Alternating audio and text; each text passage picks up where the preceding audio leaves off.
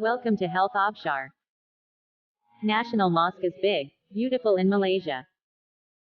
National Mosque located in a strategic area of Kuala Lumpur. It near to Old Malayan Railway Station, Earth Resource Building, Islamic Arts Museum, Coast Malaysia, Kuala Lumpur Bird Park and Lake Gardens. The mosque was opened in 1965 and named by the first Prime Minister, Malaysia, Tunku Abdul Rahman. The central roof is like an open umbrella. Ponds and fountains reflecting the beautiful scenery are in the courtyard. It has a capacity for 15,000 people and is situated among 13 acres of gardens.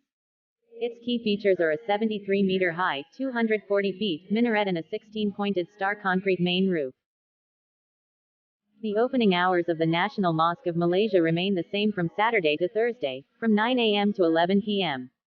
While the visiting hours of Masjid Negara, as it is also called, start from 2:45 p.m. in the afternoon and last till 6 p.m. in the evening.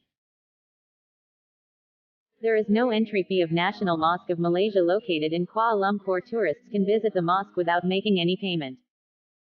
However, the visits can be made during non-prayer hours only.